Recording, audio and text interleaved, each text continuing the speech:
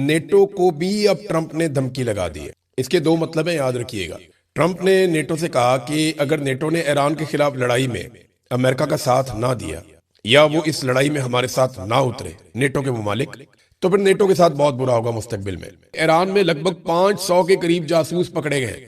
بہت سارے غدار پہلے بھی تھے ایران میں، ابھی بھی بہت سارے غدار ہیں. پرابلم رہتی ہے غریب ملکوں کے اندر، وہاں پہ غدار بڑے آرام سے مل جاتے ہیں. تو یہاں پہ ایران میں جو غدار ملے ہیں وہ 500 کے قریب بتائے گئے ہیں. اور یہ خبر دی ہے پولیس چیف نے. انہوں نے اتوار والے دن بتایا کہ امریکہ اور اسرائیل کی فضائی بمباری کے دوران دشمنوں کو معلومات فراہم کرنے کے الزام میں 500 افراد کو گرفتار کیا گیا ہے.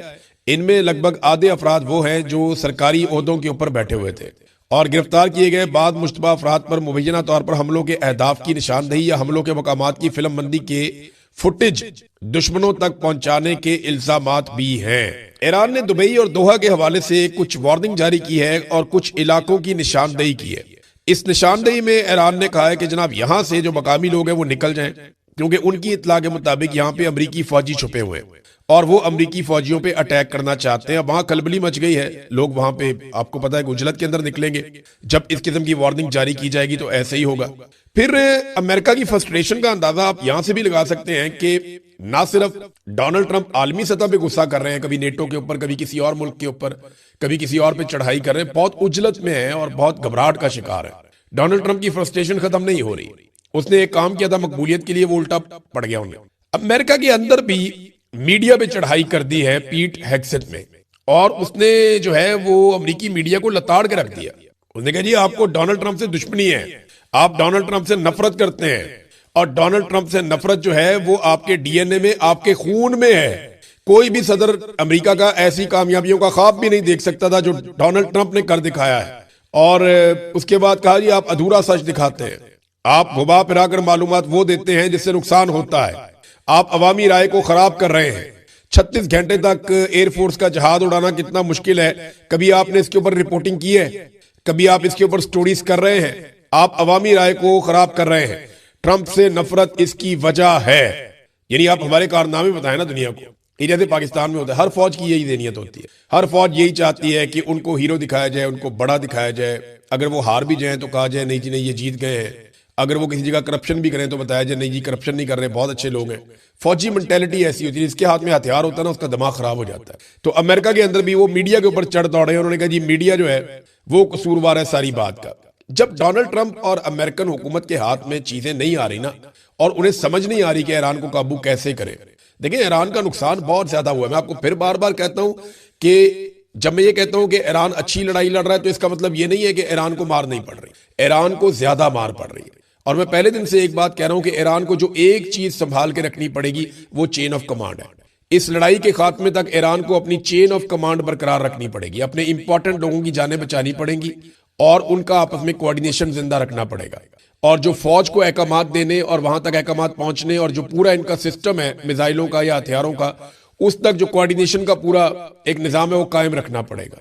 اگر ایران یہ کرنے میں کامیاب ہو گیا تو پھر لمبی لڑائی بھی لڑ لے گا، اسے کوئی فرق نہیں پڑتا. بقول ایرانیوں کے ان کے پاس بہت زیادہ ہتھیار ہیں.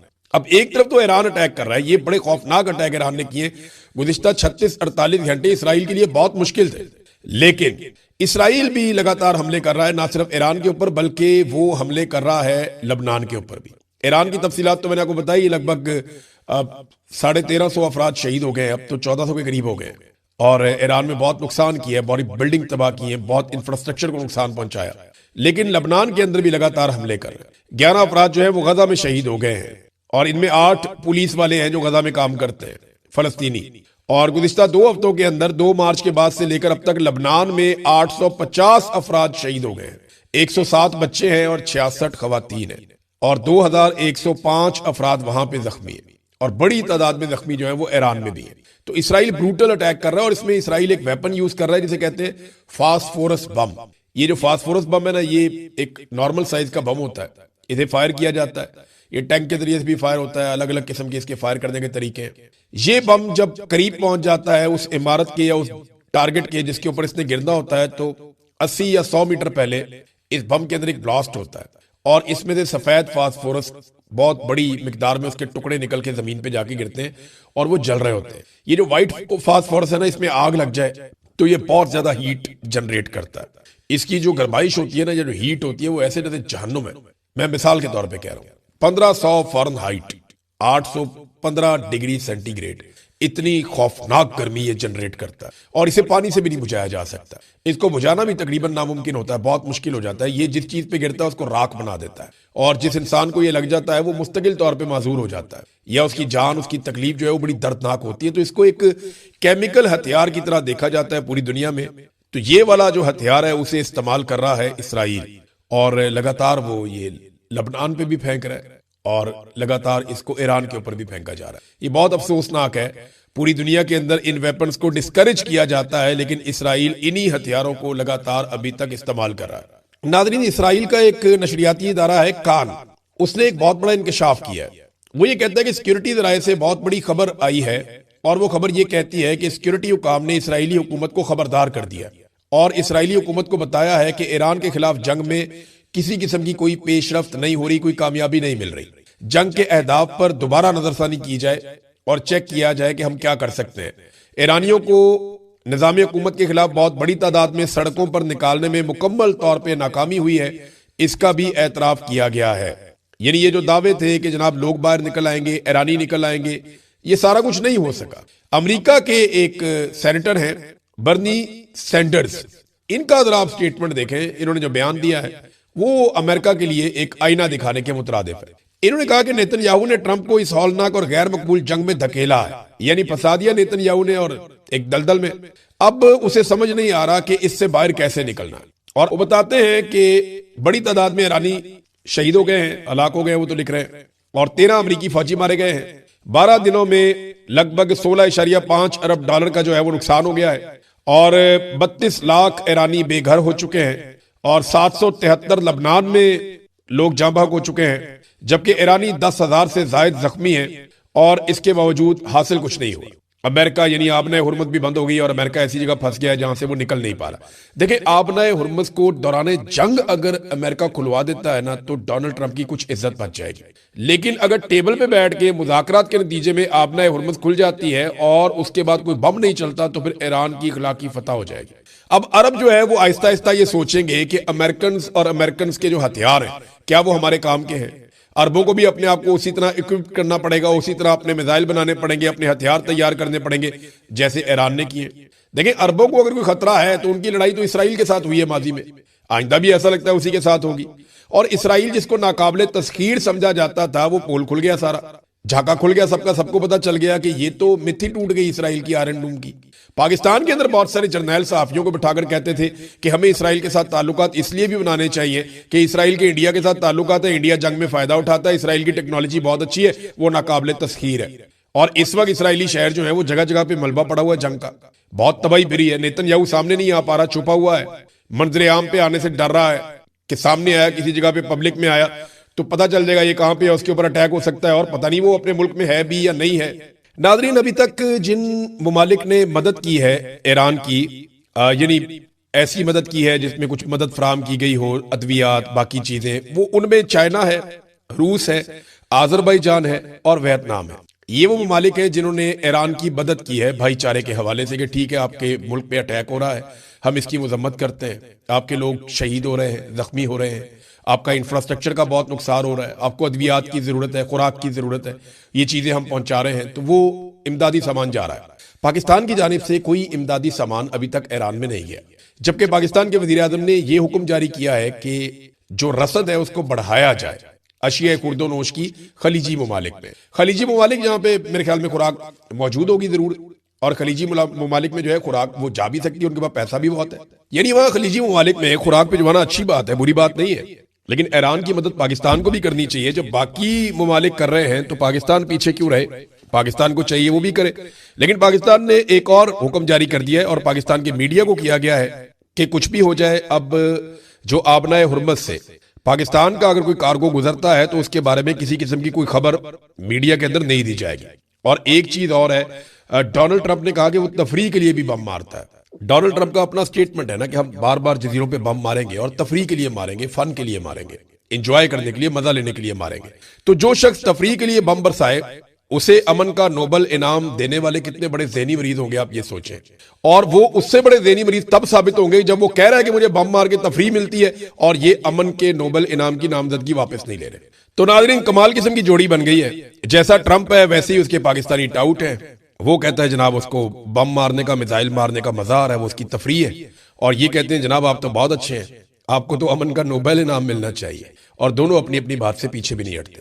حافظ نعیم الرحمان صاحب جس وقت جلسوں میں کھڑے ہو کر یہ مطالبات کر رہے تھے عمران خان سے کہ آپ ٹویٹ کیوں نہیں کر رہے اسرائیل کے خلاف, حالانکہ بے شمار ٹویٹس ہیں عمران خان کی اسرائیل کے خلاف, ڈیڑھ لگا پڑا ہے, ٹویٹوں کا ایک لنڈا بازار ہے, اور ٹویٹوں سے کچھ نہیں ہوتا ہے. عمران خان نے بہت ٹویٹ کیے, بڑے سٹیٹمنٹ دیے ہوئے, اور سب کو ان کی پوزیشن پتا. انہوں نے کہا عمران خان صاحب نے کہ جناب یہ فلسطینیوں کو ان کا حق مل جائے اس کے بعد آپ اگلی بات کریں. عمران خان صاحب نے ایک دفعہ نہیں کئی مرتبہ کہا. تو حافظ نعیم الرحمان صاحب عمران خان صاحب سے تو مطالبہ کر رہے تھے کہ آپ ٹویٹ کریں, لیکن انہوں نے کچھ بھی شہباز شریف کو یا عاصم منیر صاحب کو نہیں کہا جو ڈونلڈ ٹرمپ صاحب سے معاہدہ کر کے آئے تھے. اور سیم ٹائم میں جب وہ عمران خان سے مطالبہ کر رہے تھے کہ آپ یہ والی ٹویٹ کریں, اسی وقت وہی حافظ نعیم الرحمان صاحب بقول سینیٹر مشتاق کے کوشش کر رہے تھے کہ سینیٹر مشتاق غزہ نہ پہنچ پائیں. اندازہ کریں آپ. اب اس کو منافقت نہ کہیں تو کیا کہیں. اب اس کے اوپر جو کلیئرٹی ہے وہ تو حافظ نعیم الرحمان صاحب ہی دے سکتے ہیں, جماعت اسلامی کے امیر. ہم تو اس پہ کوئی بات بھی نہیں کر سکتے کیونکہ اتنا بڑا الزام لگا دیا ہے. اور سینیٹر مشتاق کو میں جانتا ہوں, وہ جھوٹ نہیں بولتے, وہ بڑے دل گرفتہ تھے جب انہوں نے یہ بات کہی. انہوں نے کہا انہوں نے پوری کوشش کی جماعت اسلامی کی قیادت نے کہ مجھے روکیں کہ میں کسی طرح غزہ نہ پہنچ جاؤں, اور میں بڑی کوشش کرنے کے بعد غزہ پہنچاؤں. اور جب وہ غزہ میں وہاں پکڑے گئے, اسرائیل نے ان کو پکڑ لیا, تو ساتھ ہی انہوں نے کہا جی ہمارا سینیٹر ہماری جماعت کے, پہلے ان کو اون نہیں کر رہے تھے, پہلے ان کو روکنے کی کوشش کر رہے تھے. اب یہ کیا منافقت ہے, میری تو سمجھ سے باہر ہے. بہرحال سینیٹر مشتاق نے ایک اور بات بھی کہی ہے. انہوں نے کہا کہ اگر پاکستان کے تمام مسائل حل کرنے ہیں تو پاکستان کے جو مسائل کا حل ہے وہ صرف قیدی نمبر 804 کا جو مینڈیٹ ہے چوری شدہ, وہ اس کو واپس کرنے میں. آپ اس کا مینڈیٹ واپس کریں, پاکستان کے مسائل حل ہونا شروع ہو جائیں گے. ناظرین خیبر پختونخوا سے کچھ ڈیولپمنٹس ہیں وہ میں آپ کے ساتھ شیئر کر دیتا ہوں. سب سے پہلے تو یہ ہے کہ آئی جی خیبر پختونخوا کو ایک حکم دیا ہے سہیل آفریدی نے, اور وہ حکم یہ ہے کہ اب کوئی بھی social media activist Khyber Pakhtunkhwa سے گرفتار نہیں ہوگا, نہ ہی کوئی اس کو اٹھا کر وہاں سے لے جائے گا. اور ساتھ میں یہ بھی کہا کہ یہ صرف پاکستان تحریک انصاف کے لیے نہیں ہے, کسی بھی پولیٹیکل پارٹی کا, چاہے نون لیگ ہے, جماعت اسلامی ہے, اے این پی ہے, چاہے وہ تحریک لبیک ہے, جو بھی ہے, کسی بھی جماعت کا کوئی بھی سوشل میڈیا ایکٹیوسٹ اگر خیبر پختونخوا میں موجود ہے تو اسے کوئی اٹھائے گا نہیں, کوئی گرفتار نہیں کرے گا. یہ اس کی ممانعت ہو گئی, اور یہ حکم جاری کیا ہے اس وقت جو سہیل آفریدی صاحب ہیں موجودہ خیبر پختونخوا کے وزیر اعلیٰ, انہوں نے. اس کے علاوہ ان کے ایک اور بیان سے یہ پتہ چلتا ہے کہ جو دھاندلی کرنے والے بیوروکریٹ تھے, جنہوں نے یہ پریزائڈنگ آفیسر لگے ہوئے تھے, ریٹرننگ آفیسرز لگے ہوئے تھے, جنہوں نے دھاندلی میں بڑا کردار ادا کیا تھا, گنڈا پور پہ بڑی تنقید ہوئی جب وہ وزیر اعلیٰ بنے تو انہوں نے ان کے خلاف کوئی ایکشن نہیں لیا. حالانکہ پہلے وہ کہتے رہے کہ جن افسران نے دھاندلی کے اندر کردار ادا کیا ہے ان کے خلاف ایکشن ہوگا. اور اس ایکشن کے لیے نا تیمور جھگڑا صاحب نے پوری ایک گراؤنڈ بنائی ہوئی ہے. باقاعدہ اینٹی کرپشن میں جا کے کچھ افسران نے یہ بیانات دے دیے ہیں کہ جناب ہم نے تو کوئی اور رزلٹ بنایا تھا, یہ تو رزلٹ اس سے مختلف ہے جو فارم 47 میں, یہ جعلی رزلٹ ہے جس کے اوپر تیمور جھگڑا کو ہرایا گیا ہے. اب یہ جن افسران نے بیانات دیے اس معاملے کو روکنے کی الیکشن کمیشن پوری کوشش کر رہا ہے, لیکن اینٹی کرپشن میں یہ معاملہ چل رہا ہے. اب سہیل آفریدی صاحب نے اس بات کا اندیا دے دیا ہے کہ کمبختی آئے گی ان افسران کی جنہوں نے خیبر پختونخوا کے اندر دھاندلی کی تھی. کابینہ کا ابھی تک اناؤنسمنٹ نہیں ہو سکا. خیبر پختونخوا کی مشاورت اس کے اوپر جاری ہے. عمران خان صاحب سے مشاورت کا انتظار ہے کہ ان سے ملاقات ہو جائے تو مشاورت ہو جائے گی. ویسے عمران خان صاحب کی ملاقات ہوگی نا سہیل آفریدی سے, تو یہ بات تو پکی ہے کہ نظام بڑے غور سے سنے گا, کیمرے بھی بڑے ٹائٹ کر کے لگیں گے, خفیہ مائکس بھی لگیں گے, بہت ساری چیزیں وہاں لگائی جائیں گی, پوری بگنگ کی جائے گی تاکہ ایک ایک لفظ اور ایک ایک ایکسپریشن نوٹ کیا جائے کہ عمران خان صاحب سہیل آفریدی کو کیا کہتے ہیں اور وہ وہاں سے کیا پیغام لے کر جاتے ہیں.